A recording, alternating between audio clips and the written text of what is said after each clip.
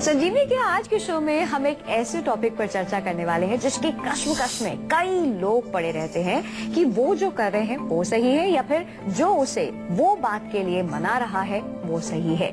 चलिए सस्पेंस को यहीं पर खत्म करते हैं और आपको बताते हैं कि हम आखिरकार किस बारे में आज बात कर रहे हैं और साथ ही साथ हम जो बात करने वाले हैं वो बात आखिरकार है क्या।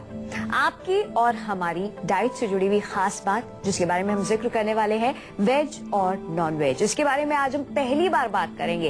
कई लोग मानते हैं कि नॉन वेज से हम हेल्दी होते हैं, तो कई लोग कहते हैं कि हम अगर वेज खाते हैं तो हम स्वस्थ रहते हैं और नॉन वेज खाने से कई तरह की बीमारियां हो जाती हैं। लेकिन आप परेशान मत होइए, क्योंकि हमारे साथ मौजूद है विश्व प्रसिद्ध आयुर्वेदाचार्य डॉक्टर प्रताप चौहान, जो हमें बताएंगे इस मसले पर आयुर्वेद का क्या है ओपिनियन। साथ ही साथ आज हम डॉक्टर साहब से जानेंगे संजीवनी टिप्स में लहसुन की ढेर सारी खूबियां। आइए सबसे पहले डॉक्टर साहब से जानते हैं कि हमारी सेहत के लिए क्या जरूरी है, वेज या फिर नॉन वेज, और आयुर्वेद इसके बारे में क्या कहता है। डॉक्टर साहब, बहस तो ये रुकती ही नहीं है। जो वेज खाता है वो वेज की तारीफ करता है, जो नॉन वेज खाता है वो नॉन वेज की तारीफ करता है, और अपने आप को हर कोई सही मानता है। देखिए, बात तारीफ की नहीं है और बात सही गलत की नहीं है। हम तो सीधा सा एक प्रश्न पूछते हैं, आपसे पूछते हैं कि अगर आपकी गाड़ी डीजल वाली है तो उसमें डीजल डालेंगे या पेट्रोल डालेंगे? डीजल डालेंगे। और अगर पेट्रोल की है तो उसमें पेट्रोल डालेंगे। तो इसी तरह से आपको देखना है कि ये जो गाड़ी है मेरी, ये वेजिटेरियन है या नॉन वेजिटेरियन है। इसमें कोई ज्यादा लंबी चौड़ी बहस नहीं है। आप बहस भले ही करते रहो, सालों तक करते रहो, लेकिन जो सत्य है उसको समझना है। अगर हम इसका डिजाइन देखें, हमारे शरीर का जो डिजाइन है वो वेजिटेरियन डिजाइन है। जितने भी वेजिटेरियन जो एनिमल्स होते हैं उनका आप देखेंगे, उनके मोलर्स, ये पीछे के दांत जो है वो मजबूत होते हैं, हमारे भी हैं। उनके अंदर ये जो कैनाइन है वो मजबूत नहीं होते, वो बड़े नहीं होते, छोटे छोटे से कैनाइन होते हैं, क्योंकि उसकी जरूरत नहीं होती। नंबर एक। तो आप देखेंगे जो नॉन वेज खाने वाले जो एनिमल्स हैं, जैसे शेर है, उसका ये वाला दांत इतना लंबा होगा, कैनाइन्स बोलते हैं उसको। हमारे अंदर वो इतना लंबा नहीं है। जितने भी आपको नॉन वेज वाले मिलेंगे एनिमल्स, उनका कैनाइन लंबा होगा, वेल डेवलप्ड होगा।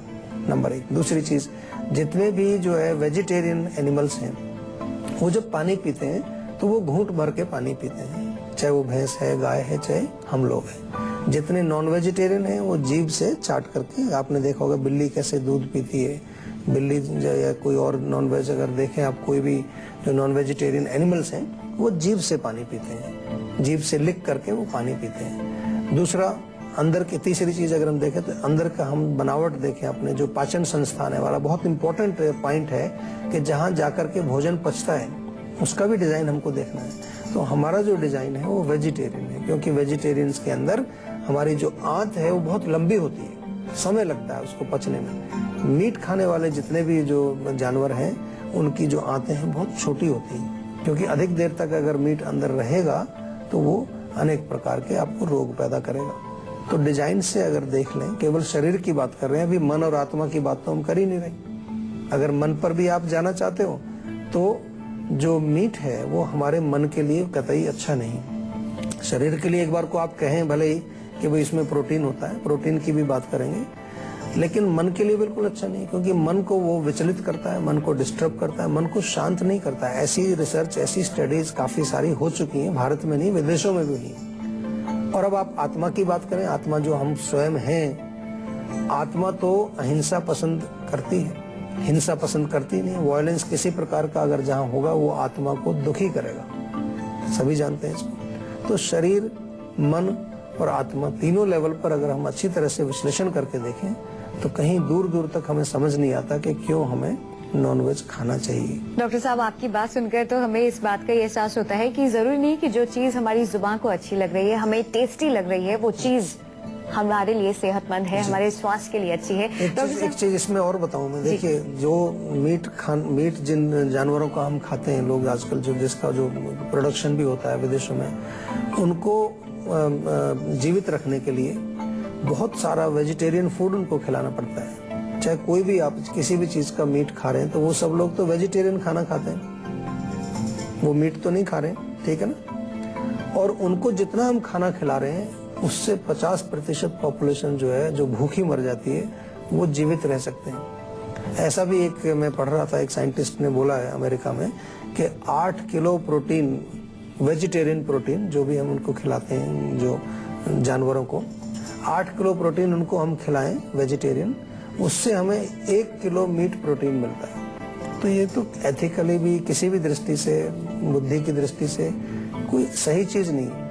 तो केवल हम अपने जीव को संतुष्ट करने के लिए, अपने आनंद के लिए इतना बड़ा जो है हम काम खराब करें, इतना बड़ा इम्बैलेंस हम पूरे संसार के अंदर करें, तो ये अच्छी बात नहीं। डॉक्टर साहब, ऐसी स्थिति में जो लोग शौकीन हैं या फिर जिन्हें पसंद है या जो नॉन वेजिटेरियन हैं, वो अगर इसको ग्रहण करते हैं, इसका सेवन करते हैं, उन्हें क्या नुकसान है सेहत के पॉइंट ऑफ व्यू से अगर हम बात करें, बीमारियों की बात देखिए करें? नुकसान तो होगा। देखिए आप मेरे से एक्चुअली ये प्रश्न पूछ रहे हैं कि चलो मेरी कार पेट्रोल की है, लेकिन कभी कभी उसका दिल करे कि इसमें मिट्टी का तेल डाल लूं मैं, तो उससे क्या नुकसान होगा, यही पूछ रहे हैं ना आप? जी जी। तो नुकसान होगा, उसका इंजन नहीं चलेगा, उसके इंजन में कचरा आ जाएगा, गड़बड़ आ जाएगी। तो इसी प्रकार से अगर हम ऐसा ये सेवन करते हैं नॉन वेजिटेरियन, तो ये मैं नहीं कह रहा, आज ये पूरे विश्व में सभी लोग जो है इसको जानते हैं, और कितने सारे लोग अब वेजिटेरियन बन रहे हैं, उनको फायदा हो रहा है। उससे बीमारियां क्या क्या आती हैं, कई प्रकार की बीमारियां हैं। उससे ओबेसिटी आती है, कोलेस्ट्रॉल बढ़ता है, उससे हार्ट की बीमारियां आती हैं, जोड़ों की हड्डियां कमजोर होती हैं, उससे जोड़ों के दर्द आते हैं, अर्थराइटिस आता है।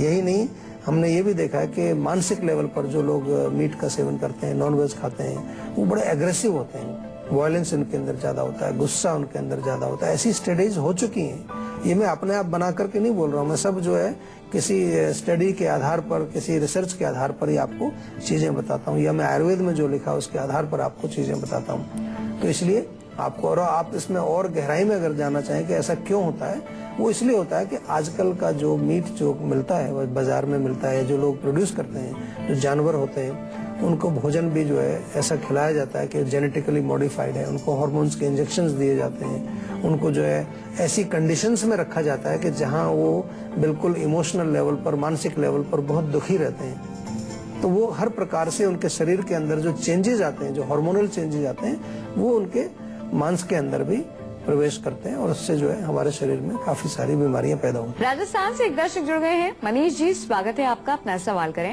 मेरे ना बाल बहुत झड़ रहे हैं जी। बाल कब से झड़ रहे हैं जी? 1 साल हो गया है और मेरी उम्र अभी 23 साल ही है। केवल 23 साल है। चाय पीते हैं आप? चाय हाँ, चाय पीता हूँ। कितनी बार? 1 बार ही पीता हूँ ऐसे दिन में। अच्छा, और मिर्च मसाले अचार वगैरह कुछ खाते हाँ, हैं? ये तो मैं ज्यादा ही खाता हूँ। ज्यादा खाते हैं? और अच्छा, जंक फूड भी थोड़ा चलता होगा कभी कभी? हाँ जी, हाँ जी। अच्छा, देखिए बहुत आजकल की बड़ी कॉमन टिपिकल प्रॉब्लम है, और खास तौर से जब कोई यंग आदमी मुझे कहता है, पूछता है प्रश्न, तो मेरा सीधा ध्यान इधर ही जाता है, क्योंकि हमारे खान पान में बहुत गड़बड़ आ गया है, बहुत चेंज आ गया खान पान में। जो हमारे प्राचीन ट्रेडिशनल भोजन थे वो सब छोड़ दिए हमने, उनको कोई खाता नहीं है आजकल। उसमें पोषण बहुत था, उसमें शक्ति बहुत थी, हमारे बालों के लिए, हमारे शरीर के लिए, हमारे तमाम जितने भी बॉडी में धातु हों, सब के लिए हमारा भोजन, जो ट्रेडिशनल भोजन, बहुत अच्छा था। लेकिन आजकल जो है केवल जीभ के लिए, केवल स्वाद के लिए खाते हैं लोग। गर्म चीजें आप बहुत ज्यादा खा रहे हो, तो इसलिए सबसे पहले तो ये जो पित्तवर्धक भोजन सारे हैं, इनको बंद करिए। आंवला आपको अगर पाउडर मिल जाए आंवले का, तो 1-1 चम्मच उसका सेवन करना शुरू करिए। इसके साथ साथ बहुत बढ़िया रहेगा कि एक हेयर केयर पैक हमारा है जीवा का, जिसमें हम एक तेल देते हैं आपको खाने के लिए, कुछ गोलियां देते हैं, साथ में आपको जो है कुछ ऐसी चीजें हैं जो आपकी प्रकृति के अनुसार, उसमें केवल एक ऐसा नहीं कि आप केवल कंसल्टेशन करके डॉक्टर से अगर बात करेंगे, तो आपकी प्रकृति के अनुसार कुछ जो है हेयर के टॉनिक भी आपको दिए जाते हैं, वो आप मंगा सकते हैं, उससे आपको फायदा होगा। और पर्सनलाइज्ड आप अगर दवाई चाहते हैं, और किसी, क्योंकि कई बार होता है कि हेयर लॉस तो आपने बता दिया, बहुत बार ऐसा होता है कि लोग आए हमारे पास तो कहे जी हेयर लॉस है, लेकिन हेयर लॉस के पीछे जो कारण है उसको नहीं बताते। एसिडिटी है, कब्ज है, या कुछ और हीट वाली कोई समस्या है बॉडी में, तो उसको भी ठीक करने के लिए औषधि साथ में लेनी चाहिए। केवल एक बालों को झड़ने से रोकने के लिए दवाई अगर आप लेंगे तो वो कई बार काम नहीं करती, पूरा आपको पूरे शरीर को देखना पड़ता है, पूरे, इसलिए इसको होलिस्टिक अप्रोच हम कहते हैं आयुर्वेद को, क्योंकि पूरे शरीर में आपको देखना है कि कहाँ पर प्रॉब्लम है, किस वजह से आपको बाल झड़ रहे हैं। तो इसलिए ये तो मैंने आपको थोड़ा सा समझाया कि पित्तवर्धक चीजें कम करिए, आंवले का सेवन करिए, साथ में आयुर्वेदिक उपचार इसका जरूर करिए। आइए इसी के साथ बढ़ते हैं आगे और अब बात करते हैं आज की संजीवनी की, जिसमें डॉक्टर चौहान हमें बताएंगे कि अगर हमें रहना है फिट एंड हेल्दी तो हमें क्या करना चाहिए, क्या खाना चाहिए, क्या नहीं खाना चाहिए। डॉक्टर साहब, ये बात आपने बिल्कुल सही कही कि भाई उनकी भी अगर हम मनोदशा देखें तो वो भी परेशान होते हैं, और वही उनके मांस में आ जाता है, और अगर उसका हम सेवन करेंगे तो हम भी परेशान रहेंगे। डॉक्टर साहब, ऐसी स्थिति में जो लोग नॉनवेज का सेवन करते हैं वो किस तरह से इसे कम कर सकते हैं, और हमें क्या खाना चाहिए, क्या नहीं खाना चाहिए? देखिए, खाने की बात करें तो मैं तो यही कहूँगा वेजिटेरियन बिल्कुल खाना चाहिए। वेजिटेरियन में सब कुछ आपको मिलता है, कोई चीज़ ऐसी नहीं है जहाँ कमी हो। दूसरा, वो आपके मन को शांत करती है, आपकी आत्मा के लिए बड़ी अच्छी है, आत्मा प्रसन्न आपकी रहेगी। वेजिटेरियन डाइट में आप हरी सब्जियाँ खाएं, आप फ्रूट्स खाएं, सलाद खाएं, बहुत अच्छी चीज़ें इनका सेवन करना चाहिए। अगर आप शक्ति की बात करते हैं तो शक्तिशाली चीज़ें बहुत हैं। आप जो है प्रातः बादाम, अखरोट, खजूर ऐसी चीज़ों का सेवन करें, बहुत बढ़िया, उसमें शक्ति भी है, इम्यूनिटी आपकी बढ़ती है, शरीर के लिए, आपके स्वास्थ्य के लिए बहुत अच्छी है। मूंग की दाल का और काले चने का स्प्राउट्स बना के आप खाइए, बहुत टेस्टी भी लगता है, बहुत शक्तिशाली है और किसी प्रकार का विकार आपके शरीर में नहीं होता उससे। इसके अतिरिक्त आपको जो है मैं ये भी सलाह दूंगा कि आप जब भी भोजन खाएं तो उसमें ये कोशिश जरूर करें आप कि जो आप खा रहे हैं तो दिन भर का जो भोजन है आपका, जो खाना खाते हैं आप, उसमें फ्रूट्स को जरूर इंक्लूड करना चाहिए। फ्रूट्स आजकल कई लोग मैं देखता हूँ कि बहुत कम खाते हैं, खासतौर पर भारत में इतना प्रचलन नहीं है। ज़्यादातर हम जो है केवल दाल, रोटी, सब्जी इसी में रहते हैं, लेकिन वेजिटेरियन होने के बावजूद भी फ्रूट्स का सेवन भी आपको बहुत अनिवार्य है। आप सेब खाएं, केला खाएं, अंगूर खाएं, पपीता खाएं, कुछ ना कुछ जो भी सीजनल फ्रूट आपको मिलता है, तो दिन में आपको कभी ना कभी फ्रूट्स का भी समय आपको रखना चाहिए और उसका सेवन आपको करना चाहिए। और जंक फूड का सेवन ना करें बहुत ज़्यादा। आप वेजिटेरियन हो सकते हैं, ये नहीं है कि वेजिटेरियन होने से ही सारा आपका दुख दूर हो जाएगा। वेजिटेरियन लोग भी बहुत गड़बड़ करते हैं। वेजिटेरियन हैं और पराठा ही खाते हैं, रोज तला हुआ चीज़ें खाते हैं, रोज समोसा ही खाते हैं, पकौड़े ही खाते हैं। तो ये जंक फूड आजकल बहुत है जो कि वेजिटेरियन ही होता है। छोले भटूरे हैं और क्या क्या चीज़ें आपको मिलती हैं। कितने सारे ऐसे आजकल रेस्टोरेंट्स हैं जो प्योर वेजिटेरियन है, वहाँ पर जंक फूड भी मिलता है। तो वो चीजें आपको नहीं खानी चाहिए। हमें फिर वहीं पर आते हैं हम घूम फिर के, एक ही बात आपको समझाना चाहते हैं कि सबसे पहले आपको देखना है कि ये मेरे शरीर का डिजाइन क्या है, और दूसरा, मैं भोजन क्यों खाता हूँ। ये प्रश्न मैं आपको कहता हूँ, बार बार प्रश्न पूछने चाहिए जब भी आपको कोई कष्ट हो। भोजन हम केवल इसलिए खाते हैं कि हमें शरीर में ऊर्जा चाहिए, शक्ति चाहिए, एनर्जी चाहिए। तो एनर्जी वाले फूड से ही मिलेगी आपको। जिस फूड का नाम ही जंक है, जिसको कह देते हैं जंक यानी कि कूड़ा, तो कूड़ा यानी कि उसमें विटामिन नहीं है, मिनरल नहीं है, कोई भी एनर्जी शक्ति उसके अंदर है नहीं, तो उसको क्यों खा रहे हैं। बहुत खा रहे हैं लोग आजकल, दबा के रोज कूड़ा ही खाते हैं, कई बार खाते हैं दिन में। फिर उनके जो है दुष्प्रभाव भी वो देखते हैं, दुष्परिणाम उनके देखते हैं। आप तो देखते हो कि 15, 16, 17 की उम्र में लोगों को कितनी बीमारियां हो जाती हैं। आजकल तो 25-30 तक तो लोग बूढ़े दिखने लगते हैं, बाल उनके उड़ जाते हैं, बाल सफेद हो जाते हैं, चेहरे पर कोई तेज नहीं है, चेहरे पर कोई चमक नहीं है, शरीर में शक्ति नहीं है, थके हुए रहते हैं दिन भर, कुछ काम करने की ताकत उनके अंदर नहीं है। तो ये सब चीजें हमें सोचनी चाहिए कि कहीं ना कहीं हम कुछ गड़बड़ कर रहे हैं। अगर हमें जीवन का भरपूर आनंद उठाना है तो उसके लिए हमें स्वस्थ रहना बहुत जरूरी है। पटियाला से एक दर्शक जुड़ गए हैं। रोहित जी, स्वागत है आपका, अपना सवाल करें। डॉक्टर साहब नमस्कार। नमस्कार जी। हाँ जी, मेरी माता जी की उम्र 46 साल है। उनकी ना एड़ी में बहुत दर्द रहता है, थोड़ा सा भी वो चल रहे हैं तो फिर बिल्कुल घर पे वो बैठी रहती है। अच्छा, देखिए, एड़ी का दर्द जो है हमारे आयुर्वेद में नाम इसका आया है, गुल्फवात या वात कंटक रोग के नाम से इसका वर्णन है। तो उसका उपचार भी है, इलाज भी है, कोई घबराने की बात नहीं है। उपचार के लिए मैं आपसे निवेदन यही करता हूँ मैं बार बार कि आपको डॉक्टर से परामर्श लेना चाहिए, बात करके ही उपचार करना चाहिए। और अभी फिलहाल के लिए एक नुस्खा मैं बताता हूँ उनके लिए। माताजी को उनको बताइए कि रात को सोने से पहले कम से कम 5-7 मिनट जो है गर्म पानी में दोनों पैर ही रखें। अगर एक एड़ी में है तो दूसरी में भी कोई दिक्कत नहीं, दोनों को गर्म पानी में रखें, गुनगुने पानी में, और 5-7 मिनट के बाद उनको तौलिए से पोंछ करके अच्छी प्रकार से, कोई भी तेल आपके घर में उपलब्ध हो, तिल का तेल मिल जाए तो बहुत ही बढ़िया है, तिल का तेल लगा करके अच्छी तरह से मालिश करें और फिर उसके बाद वो सो जाए। वात जो वहाँ जमा हो गई है, वात को वहां से मूव करना है, वहां से वो उस स्थान से दूसरे स्थान पर वो चले, अपने स्रोतस में आकर के वापस वो सही संचरण करे पूरे शरीर के अंदर, तो उनका एड़ी का दर्द इस प्रकार से ठीक होगा। क्रॉनिक होने पर कई बार आपको ये भी कह दिया जाता है डॉक्टर से कि ये हड्डी बढ़ गई है यहाँ पर आपकी, या कोई ऑपरेशन करना पड़ेगा इसमें।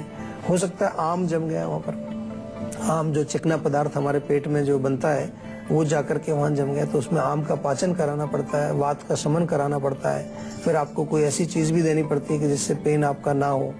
तो आयुर्वेद की जो चिकित्सा है वो अपने आप में एक यूनिक प्रकार की चिकित्सा है, बहुत अच्छी चिकित्सा है, उसको आप हमेशा प्रयोग करें और अपने आप को स्वस्थ रखें। संजीवनी के आज के शो में आपको फिट और हेल्दी रखने के लिए डॉक्टर साहब आपको देने वाले हैं ढेर सारे डॉक्टर टिप्स, जिसमें आज वो आपको बताने वाले हैं कि किस तरह से लहसुन से आप अपने आप को हेल्दी रख सकते हैं, फिट रख सकते हैं। डॉक्टर साहब, क्या है आज के संजीवनी टिप्स, डॉक्टर टिप्स, वो भी लहसुन के लिए?